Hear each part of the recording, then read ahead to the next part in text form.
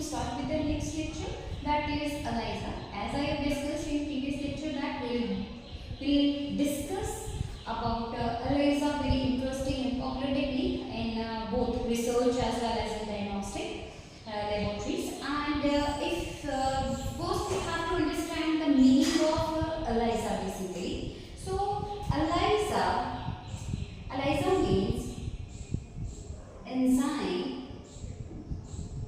linked immunosorbent assay. Right?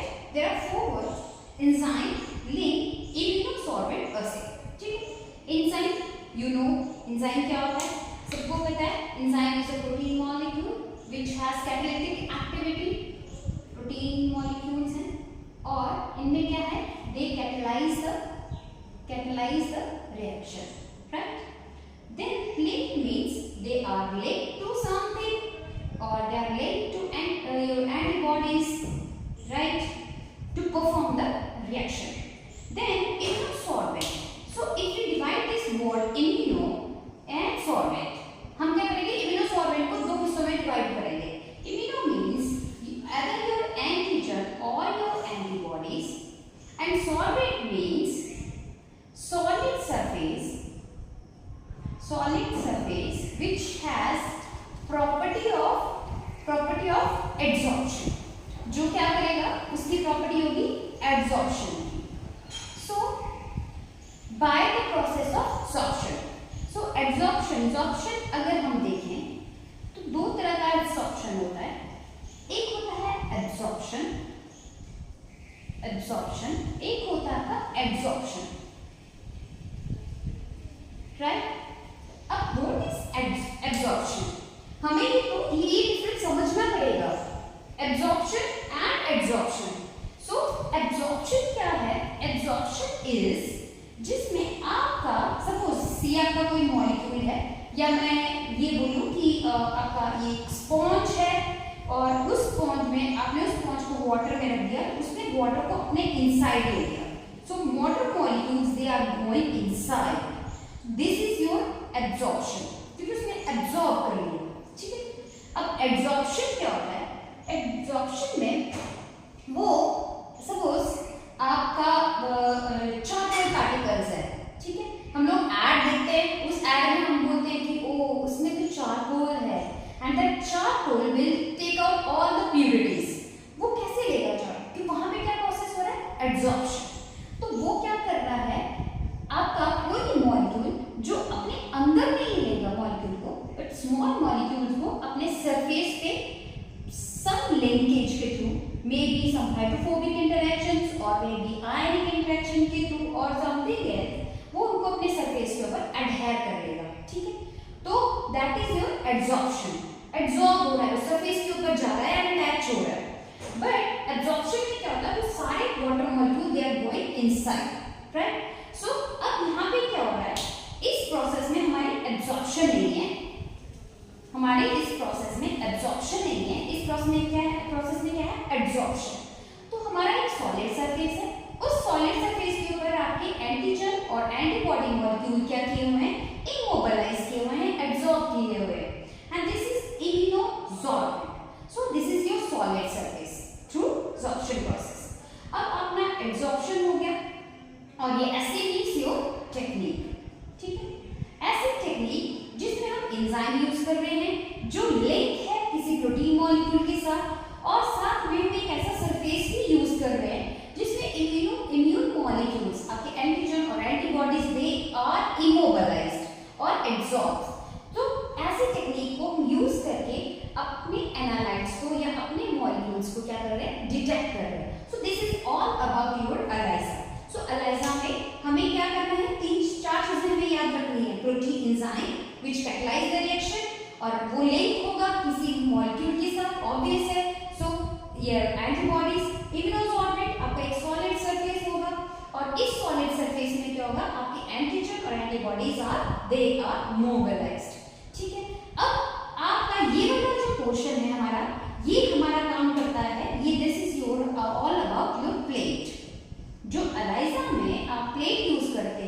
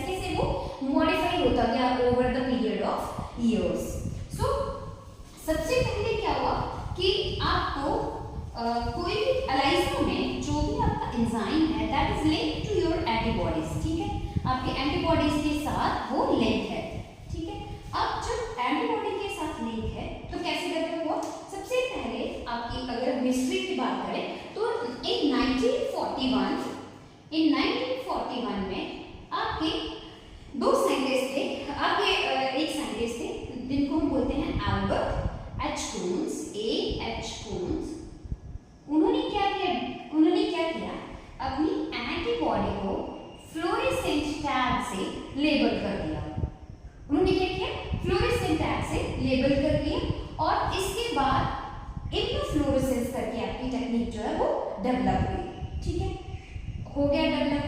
Then उसके बाद 1960 में, इन 1960 आपके आर सुसमन एंड सो एस बर्सॉन, इन्होंने क्या किया, कौन सी टेक्निक निकाली, इन्होंने निकाली रेडियो इम्यूनोएस्से।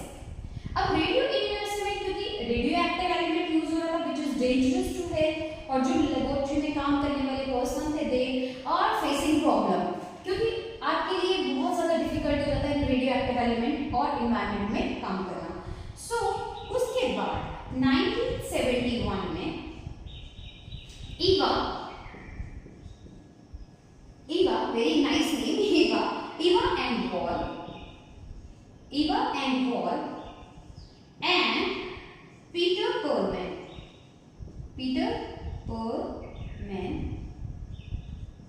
इन लोगों ने मिलकर क्या डेवलप किया आपका, एलाइजा। इन्होंने क्या किया, रिया को रिप्लेस किया विद द एलाइजा। इन्होंने ये सोचा कि because now the number of viruses they are scientists they are discovering different type of pathogens, viruses, bacteria and many other pathogens धीरे धीरे डिस्कवर हो रहे थे। सो उन्होंने बोला इस लेबोरेटरी में एलाइजा, उन्होंने रिया को completely रिप्लेस किया विद द एलाइजा, क्योंकि ELISA is not dangerous as your Ria. So and it is very simple and interesting and there is क्योंकि रेडियो एक्टिव एलिमेंट नहीं है तो स्पेशल लेबोरेटरीज की जरूरत नहीं है, स्पेशल काउंटर्स की जरूरत नहीं है। सो अब एक सिंपल एलाइजा उन्होंने डिटेक्ट किया for the detection of pathogen, viruses and bacteria और हॉर्मोन्स। एंड देन 1976, इन 1976 आपका another form of competitive ELISA it was discovered. Then आपका 1977 में सैंडविच आया,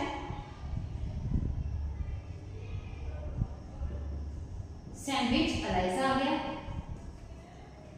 Then 1978 में इनडायरेक्ट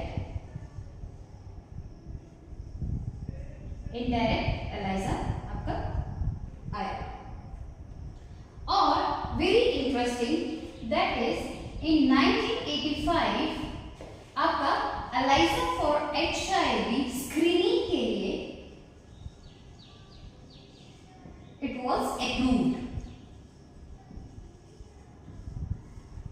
1985 में HIV वायरस की डिस्कवरी के बाद 1985 में इसके लिए ELISA डेवलप किया गया, ELISA assay, and that assay or ELISA technique was approved for the screening of HIV routinely.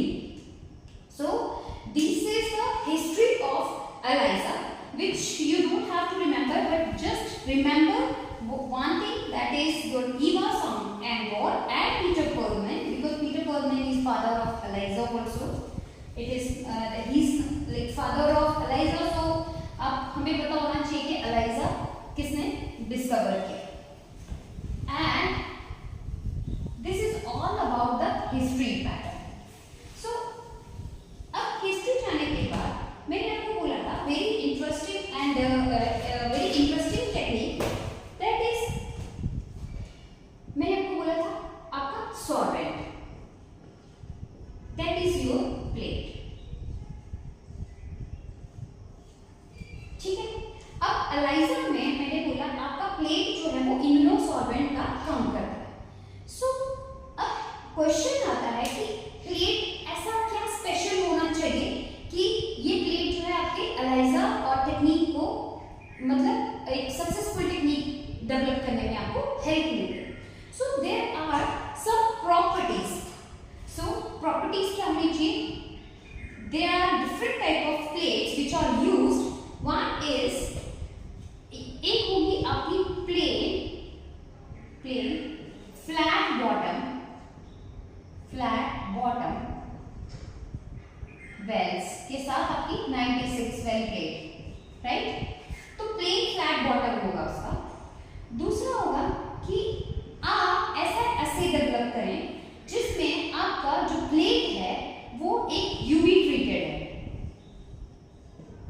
Treated plate आपने यूज करना है। इसका मैं बताऊंगी क्यों यूज करना है ये चीजें। फिर आपने तीसरे तरह का प्लेट आता है जो आपका प्री कोटेड प्लेट्स। जब भी आप एलाइजर डेवलप करने के लिए जाएंगे, so you have to think about कि आपको प्लेन फ्लैट बॉटम में जो 96 एलाइजर प्लेट आता है, जो प्लेन है बिल्कुल अनफिटेड है, वो यूज करना है, और आपको यूवी ट्रीटेड प्लेट यूज करना है और प्री कोटेड प्लेट यूज करना है। तीनों में जो प्लेट का मटेरियल है that is polystyrene,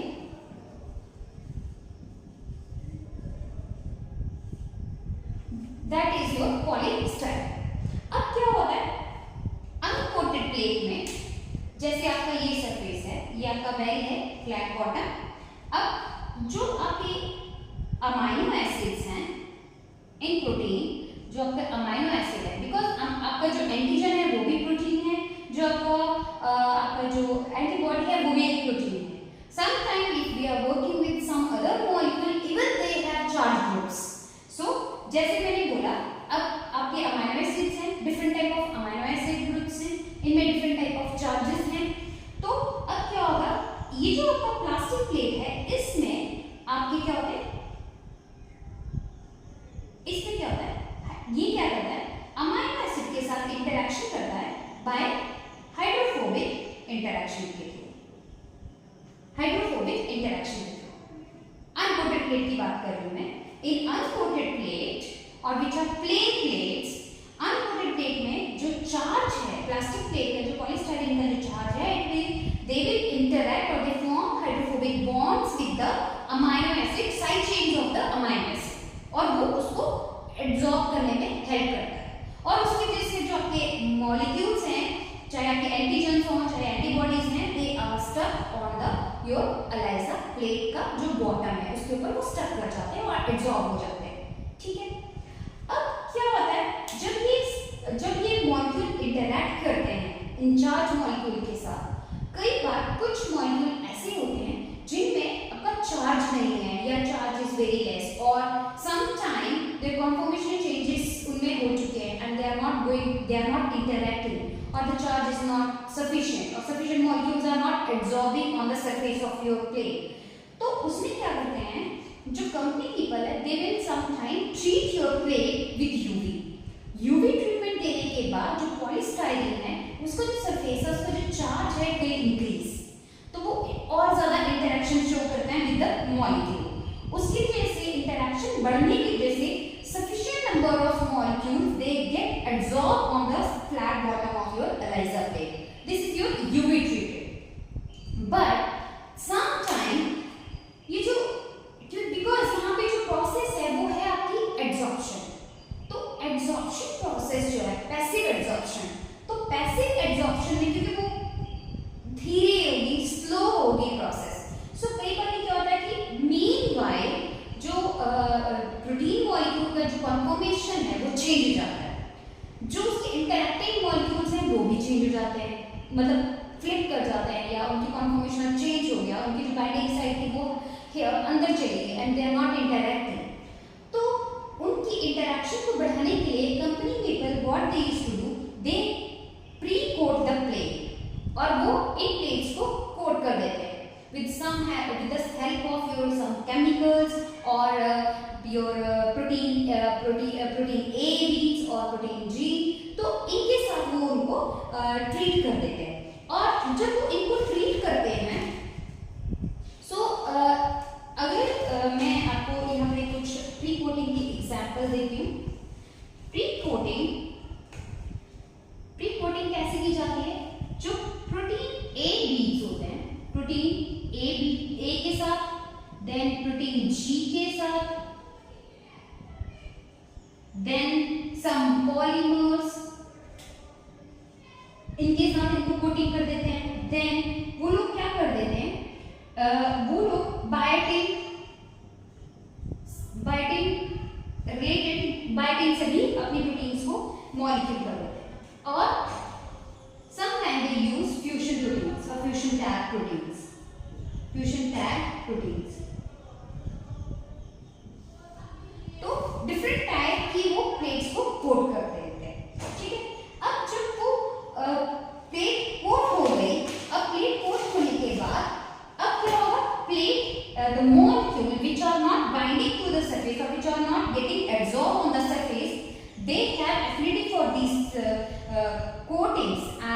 then it will interact and form a uniform adsorption surfaces.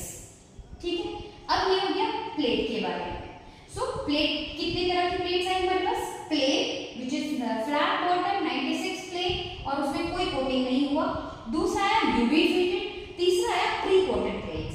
So based on कि आपको किस तरह की प्लेट यूज करनी है, कि आपका नॉर्मल आपका antigen antibody interaction you want to see and your sufficient amount of antigen or antibody is getting absorbed, you are not getting any ambiguous results, तो आप प्लेन बॉटम यूज करेंगे. लेकिन अगर आपको लग रहा है कि जो molecule it is not getting absorbed, then you have to use UV treated plate. You have to try, and even आपको लग रहा है कि उससे भी बात नहीं बन रही है, तो आपको प्री कोटेड प्लेट्स के साथ जाना चाहिए फॉर स्पेशल मॉलिक्यूल्स. कोई ऐसे स्पेशल मॉलिक्यूल के साथ आप काम कर रहे हैं तो आपको वहां पे स्पेशल प्री कोटेड प्लेट्स को यूज करना चाहिए.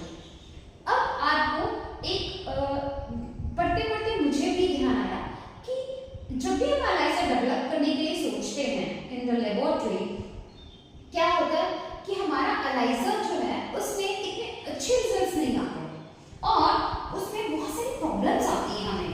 जब भी हम उसको स्टैंडर्डाइज करने लगते हैं तो उसके बेल टू बेल वेरिएशन, उनके रीडिंग्स में या उनकी स्टेबिलिटी में, plates are not stable for long time.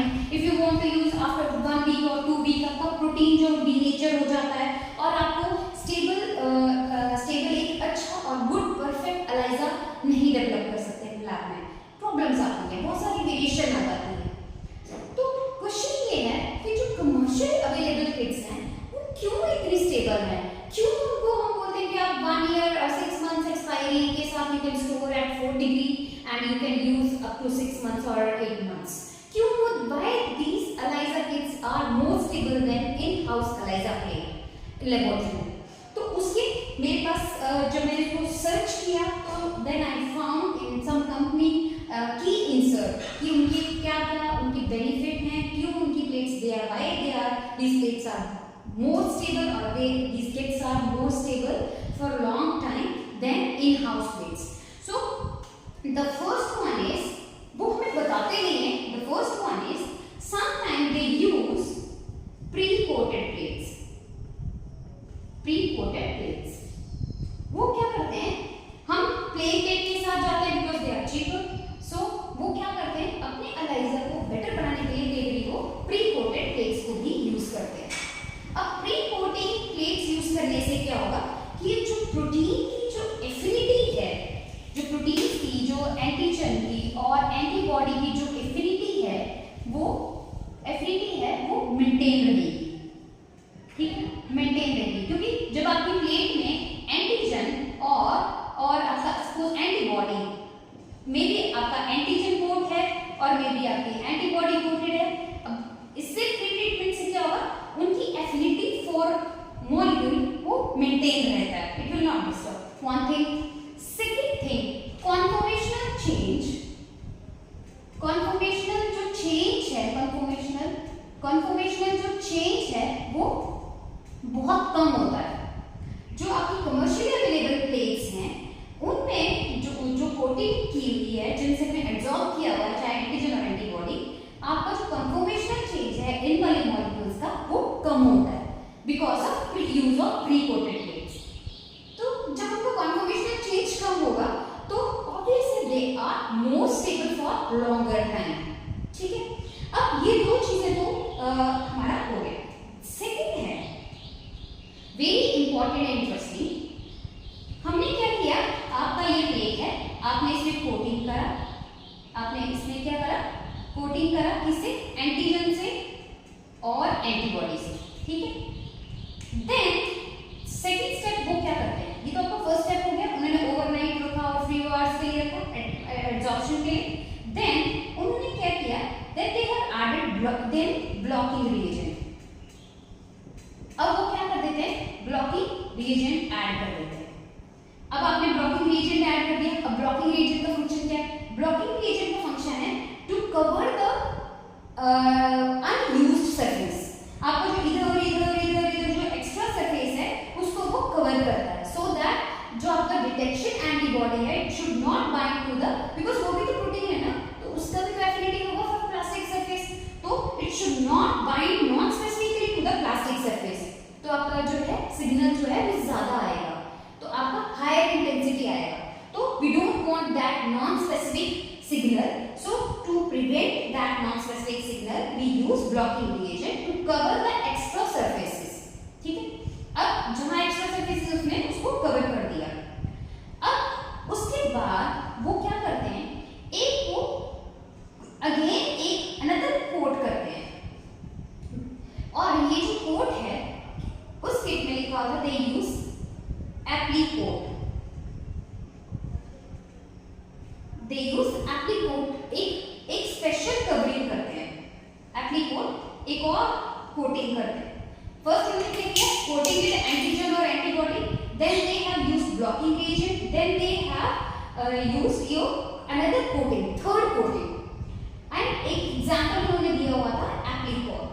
एप्लीकोट करने से क्या होगा, एप्लीकोट का फंक्शन क्या रहेगा, it will maintain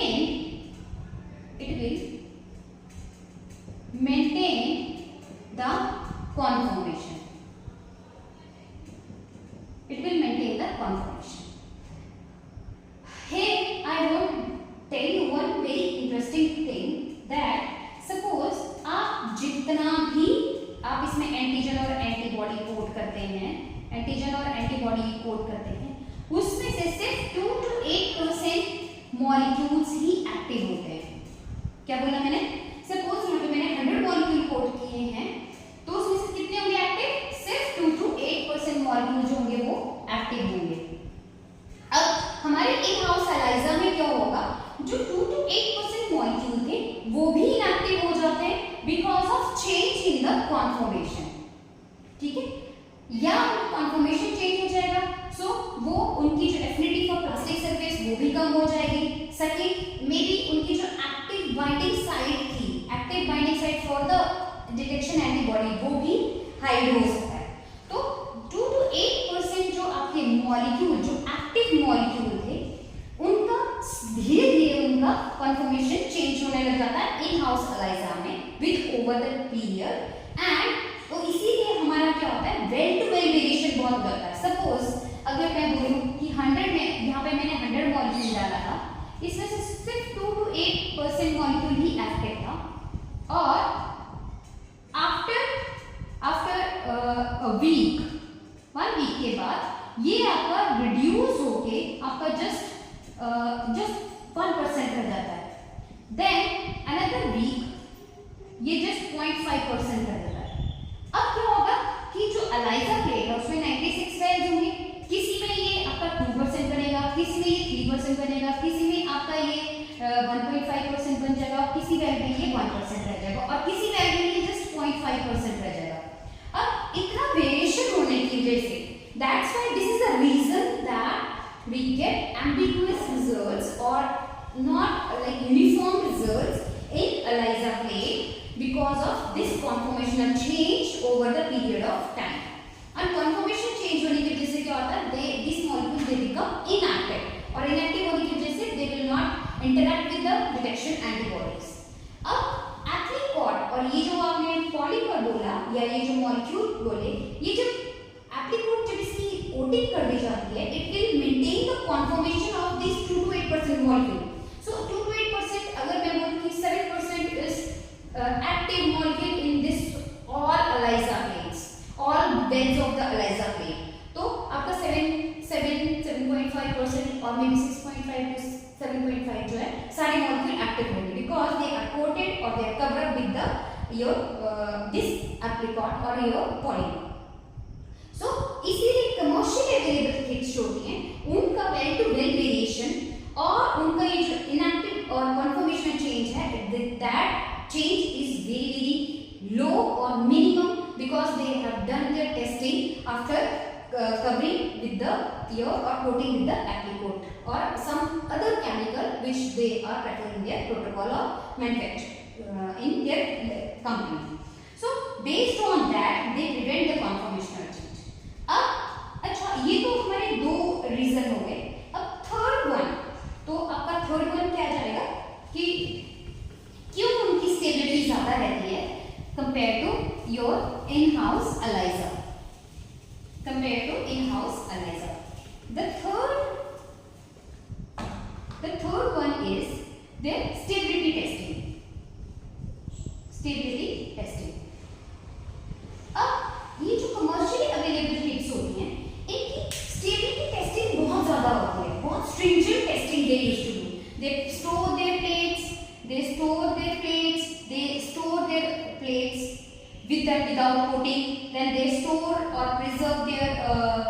regions and they at different temperatures कि किस पे वो स्टेबल रहेगा, कितना फ्लक्चुएशन होगा तो स्टेबल रहेगा. Then they check the stability of your antibodies.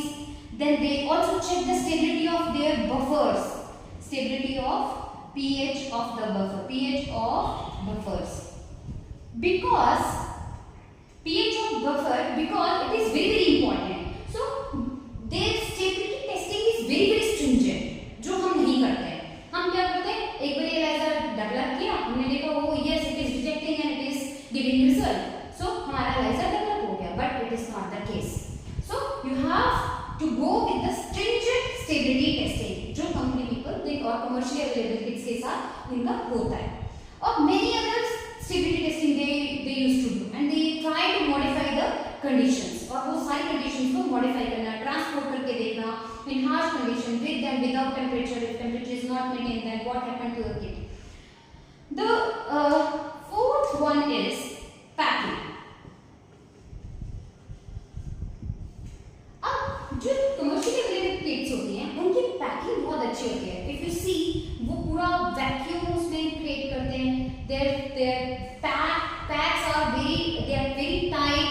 Even उसमें सिलिका जो आपका डेसिकेंट रहता है वो रहता है just to prevent the growth of any microorganisms. और अब उनकी जो पैकिंग है, packing is very very special for the plates, especially their plates. अगर आप ओपन करके देखेंगे कोई भी किट तो उनकी plates are very special. The fifth one is their SOPs. उनकी जो स्टैंडर्ड ऑपरेटिंग प्रोसीजर्स होते हैं, they have mentioned in the kit. उन्होंने ये बोला है कि this kit is stable for 6 months, then means it is stable for 6 months. ठीक है. अब अगर 6 months के अंदर आपकी कोई वेरिएशन आता है या किट कोई लॉट खराब होता है या कोई चेंज आता है, then they will show their interest.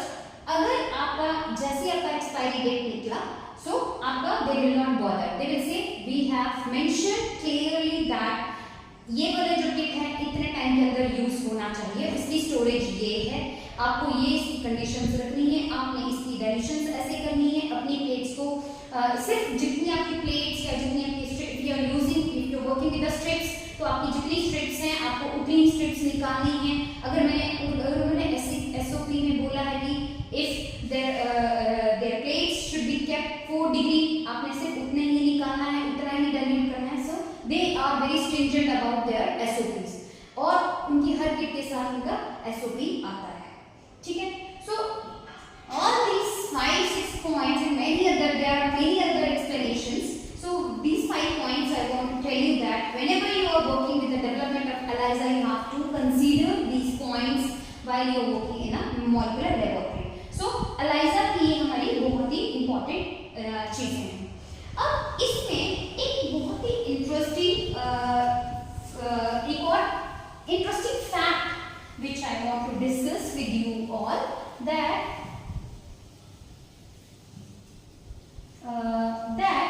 कि आपका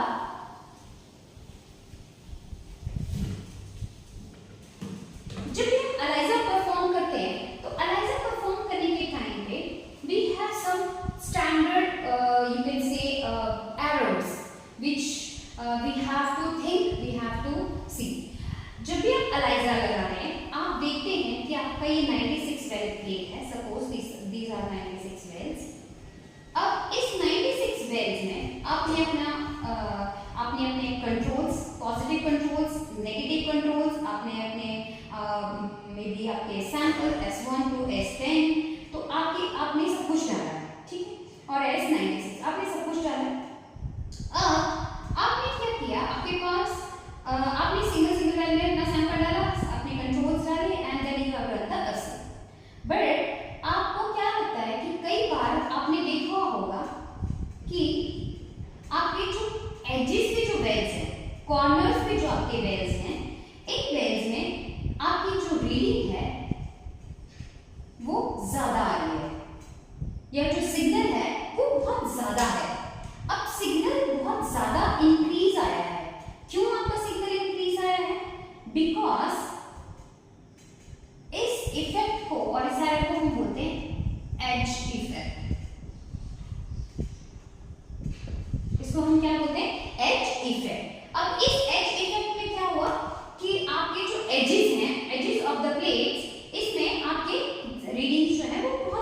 इंक्रीज आई है। अब क्यों आई है रीडिंग्स इंक्रीज? बिकॉज आपका जब आपने प्लेट को इंक्यूबेट किया है, जब आप एंटीबॉडी डाल रहे हैं या जब आप एंटीजन ऐड कर रहे हैं या फिर जब आप उसको डिटेक्शन एंटीबॉडीज ऐड कर रहे हैं, जब आपको इंक्यूबेशन पीरियड में आपको सपोज कुछ प्लेट्स हैं जो आपके 25 डिग्री पे काम करेंगी, कुछ प्लेट्स हैं जिनमें आपका 37 डिग्री पे आपको रखना है या इंक्यूबेशन पीरियड देना है। अब आपने क्या किया, सपोज जब आपने इंक्यूबेशन दिया, सपोज मैंने इंक्यूबेटर यूज किया, एंड इन दैट इंक्यूबेटर आपके जो प्लेट्स हैं, आउटर जो वेल्स हैं, इनमें दे फील हायर टेम्परेचर। जो बाहर वाले वेल्स होंगे आपके, उनमें क्या होगा, they are expose to higher temperature, सब में सेम है, but the effect of temperature towards the inner side of the plate is less और स्लाइटली लेस। तो आपके जो अंदर वाले जो वेल्स हैं उनमें रीडिंग कम आएगा, जो आपके बाहर वाले हैं उनमें एजेस पे रीडिंग बहुत ज्यादा आ जाएगा, ठीक है, और एम्बिगुअस आएगा। अब आपको इस जब आपके पास इस तरह का पैटर्न आएगा, then what you have to see, then आपको क्या चेक करना है, और ये एरर जो है आपको कैसे कम करना है, एज इफेक्ट आपको कैसे रिड्यूस करना है। तो इसका सबसे अच्छा है कि आपके जो इंक्यूबेटर्स हैं वो आपके कैलिब्रेटेड होने चाहिए। आपको पता होना चाहिए कि उन इंक्यूबेटर्स में कितना टेम्परेचर का एरर है, और उनका टेम्परेचर जो है वो रिकॉर्डेड होना चाहिए, should record the temperature before and in between the experiment also. तो उनका टेम्परेचर जो है आपको देखना है कि इसका टेम्परेचर कहीं फ्लक्चुएट तो नहीं कर रहा, ठीक है, और वो कैलिब्रेटेड होना चाहिए। Then and the most important is, जब भी आप एलाइजर लगा रहे हैं और इस तरह का इफेक्ट आपको दिखना है, आपने हमेशा जो सैंपल है वो रेप्लिकेट में टेस्ट करना है। रेप्लिकेट में टेस्ट करना है means it should be in triplicate, duplicate और इन ट्रिप्लिकेट। क्योंकि अगर बेटर इज ट्रिप्लिकेट, अगर सपोज आपने ये 3 पेन्स यूज किए हैं एक पर्टिकुलर सैंपल में, एंड इसका जो ओडी है इनमें दे हैव लाइक 0.5, बट इसमें जो ओडी का 0.7 आ जाता है। So because you know this is your inner side की जो वेल्स हैं, तो इसमें आपको पता चल जाएगा ओके यस इनका जो रीडिंग है वो ठीक है, so you can consider this यानी you have to neglect this. So like that you have to perform your experiment in replicate to reduce the edge effect, and the best way is to calibrate your incubators and to record the temperature and regularly, and to if something is like you are observing something, you have to repeat your experiment. And edges पे हमेशा जब भी आप positive negative और आपके controls add कर रहे हो, it should be in replicate. So these are the three ways by which you can reduce the edge effect. The next very interesting error you can say is in ELISA. In ELISA, it is hook effect. It is hook effect or prozone effect. Prozone effect. What is hook effect and prozone effect? Hook effect and prozone effect. अब इसमें क्या होता है? Suppose आपने antigen और antibody detect कर रहे हैं, आपने अपने वेल लिया है और आपने इसको एंटीजन से कोट किया है, ठीक है, आपने इसको किससे कोट किया है, एंटीजन से कोट कर दिया। अब आप क्या कर रहे हैं, इस एंटीजन को बिकॉज आपको एंटीबॉडी डिटेक्ट करना है, तो आप इसमें एंटीबॉडी डाल रहे हैं, आपने एंटीबॉडी डाला, ठीक है। अब जब आप इसमें बहुत ज्यादा एंटीबॉडीज ऐड कर देते हैं, if the constitution of your antibodies increases, this is your primary antibody, this is your primary antibody. आपने क्या किया, एंटीजन है कोटेड है प्लेट में, एंटीबॉडी प्राइमरी एंटीबॉडी डाला, ठीक है। अब इसको डिटेक्ट करने के लिए आप क्या डालेंगे, सेकेंडरी एंटीबॉडी, क्या डालेंगे, secondary antibody which is labeled to enzyme, which is labeled to enzyme, ठीक है। अब क्या हुआ कि because of increase in the concentration of your antibody, आपका जो डिटेक्शन था दैट इज नॉट प्रॉपर। क्या हो गया? जैसे अगर मैं ग्राफ में करूं तो जैसे जैसे आप एंटीजन का, suppose this is your OD value and this is your antigen और एंटीबॉडी, जब आप इनको डालते जाएंगे तो आपका एक स्ट्रेट लाइन बनते जाना चाहिए। जो इम्यून कॉम्प्लेक्सेस हैं वो बनते जाने चाहिए and should increase. But if your concentration of antibody is more, then OD value क्या होगा? After it will increase and then it will decrease, and this area is known as hook effect or Poisson effect, because उसने एक zone बना दिया and because of this zone the antibody, the exact signal जो आपका signal था, intensity था, वो नहीं बन पाया and it will reduce after some time. So आपका ग्राफ कैसे जाना चाहिए था? Straight line. बट अब स्ट्रेट नहीं जा रहा है, कॉन्सेंट्रेशन जैसे जैसे आप इंक्रीज कर रहे हो एंटीजन की या एंटीबॉडी की जो कॉन्सेंट्रेशन, सपोज मैंने यहाँ पे एंटीजन कोटेड है तो आप एंटीबॉडी डाल रहे हो, तो जैसे जैसे आप और एंटीबॉडी डालेंगे it should go like this straight. But अब क्या हो रहा है? आपने यहाँ पे एंटीजन कोट किया, आपने एंटीबॉडी डाला and it is not increasing, it will go, once it will go and then it will slightly drop. तो आपका ये जो इफेक्ट होता है, this is your hook effect और पोइसन इफेक्ट, जिसमें आपका इंटेंसिटी जो है वो या ओडी वैल्यू जो है after some time increase in the concentration of your antibody, some time के बाद इसका जो इम्यून कॉम्प्लेक्सेस है प्रॉपर नहीं बन पाते and the OD value will reduces. तो जो ओडी वैल्यू है वो रिड्यूस हो जाती है। This poison effect we have to prevent it. सो हमें क्या करना है? If you are detecting your antibodies in your serum और एंटीजन इन योर सीरम, अगर सपोज यहाँ पे एंटीबॉडी कोटेड है वेल में तो आपको एंटीजन डिटेक्ट करना है, या अगर आपका एंटीजन कोटेड है तो एंटीबॉडी अगर आप डिटेक्ट कर रहे हैं तो आपका जो सैंपल है शुड बी प्रॉपर्ली डाइल्यूटेड। अगर आप उसको डाइल्यूट नहीं करेंगे, आपका ह्यूज कॉन्सेंट्रेशन ऑफ एंटीबॉडीज रहेगा सीरम में and it will form a zone here and because of this zone you will have this Poisson effect or hook effect in which the signal intensity or signal ratio is or signal intensity or OD value will decrease and you will not get correct OD or OD for your antibody. तो आपको antibody अपनी concentration, exact concentration के बारे में पता नहीं चल पाएगा। So this is your hook effect. अब ये था edge effect and hook effect. So next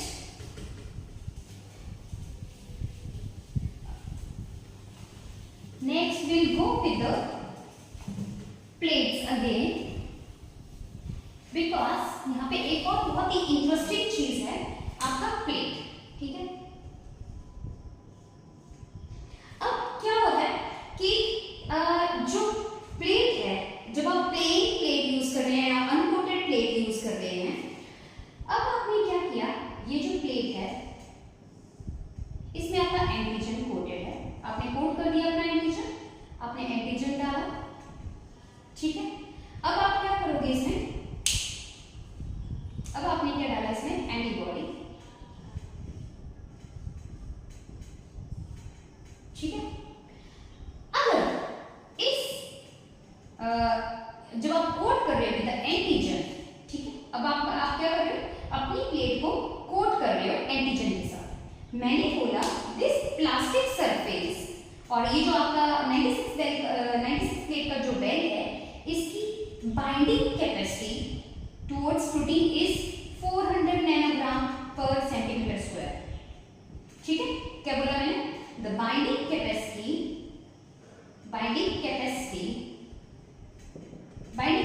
of this plastic surface is 400 nanogram पर सेंटीमीटर स्क्वायर। ठीक है, बट जब आपका ये 400 नैनोग्राम पर सेंटीमीटर स्क्वायर है और आपने उसमें क्या कर दिया? डाल दिया 600 नैनोग्राम प्रोटीन और मे बी 800 नैनोग्राम पर सेंटीमीटर स्क्वायर। आपने कितना डाला? आइदर आप यू हैव एडेड 600 और यू हैव एडेड 800 नैनोग्राम। आपने इसकी कैपेसिटी से ऊपर जाके एंटीजन ऐड कर दिया। अब क्या होगा? जितना इसकी बाइंडिंग कैपेसिटी थी 400, it will bind to the 400 nanogram. But अब क्या होगा? ये जो मॉलिक्यूल इसके साथ ये जो एक्स्ट्रा मॉलिक्यूल एंटीजन के वो भी इंटैंगल फंसे रह जाएंगे। ठीक है, जब ये ऐसे मॉलिक्यूल जो आपने एक्स्ट्रा एंटीजन डाला था, जो उसकी बाइंडिंग कैपेसिटी से बाहर था, वो उसमें फंसे रह जाएंगे।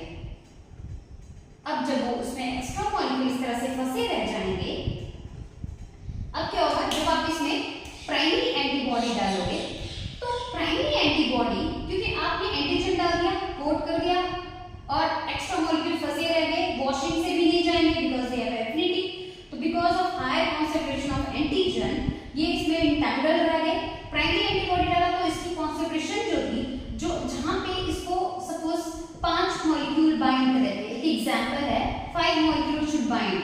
ठीक है, यहाँ पे मैंने 4 ही बनाए हैं, हम 5 बना लेते हैं. सपोज इसको 5 ही मॉलिक्यूल को बाइंड करना था, ठीक है, प्राइमरी एंटीबॉडी को. अब वो क्या करेगा, 5 की जगह कितने कर लेगा, बहुत सारे. अब आपके प्राइमरी एंटीबॉडी भी ये जो आपके इंटेंगल्ड प्रोटीन थे, जो एंटीजन था उसके साथ इंटरेक्ट करके ये भी अटैच होंगे. अब जितनी मर्जी स्ट्रिंजेंट वॉशिंग दे दो, वॉशिंग के बाद भी आपकी जो प्राइमरी एंटीबॉडी थी, जो 5 की जगह अब 25 मॉलिक्यूल इसमें बाइंड हो गए. 5 की जगह कितने हो गए, 25. तो 25 मॉलिक्यूल जब इसके साथ बाइंड हो गए, सो आप जितनी मर्जी स्ट्रिंजेंट वॉशिंग दे दो, ये यहां से नहीं जाएंगे, because they are interacting with each other. So वो इंटरेक्शन डेवलप हो गया, कॉम्प्लेक्स बन चुका है, will not be washed. So अब क्या होगा, अब आप क्या करोगे, इसमें डालोगे अपना सेकेंडरी एंटीबॉडी. अब क्या होगा, सेकेंडरी एंटीबॉडी. अब जितने आपने 15-25 डाले हैं और मॉलिक्यूल सेकेंडरी, अब आपका जो सिग्नल है सेकेंडरी एंटीबॉडी डालने के बाद और क्या हो जाएगा, इनहैंस हो जाएगा. तो जितने भी अब क्या होगा, आपकी यहाँ पे जो सिग्नल है वो ओडी जो है वो आपकी इंक्रीज हो जाएगी. You will get very high signal in this case. That's why it is very important while you are developing an ELISA in house, you have to have your antigen in proper concentration, and you have to check the binding capacity of the protein or that of the plate. जिस भी company से आप plate purchase कर रहे हो, you have to see the binding capacity of the plate. अगर आपने इससे ज्यादा डाला, you will have increased signal. और आप क्या करोगे, you will say, oh my molecule is there, I have detected your antibodies or your antigen in the ELISA or आपका जो भी एनालाइट है, तो आपने उसको डिटेक्ट कर लिया. And that is actually not correct. वो एक करेक्ट ऑब्जर्वेशन या करेक्ट आपका एक्सपेरिमेंट नहीं है. ठीक है, सो this is very important in case of while you are coating with your plates, while you are working with your coating. So आपका ये एंटीजन भी आपका क्या होना चाहिए, जो कोटिंग जिससे आप कोटिंग कर रहे हो, it should be diluted and it should be in proper concentration. जो हमने पीछे हुक इफेक्ट देखा था, हुक इफेक्ट में भी वही चीज थी कि आपको एंटीजन और एंटीबॉडी जिसको भी आप डिटेक्ट कर रहे हैं, उसकी कॉन्सेंट्रेशन और the sample should be diluted. Because of that you will get very low signal.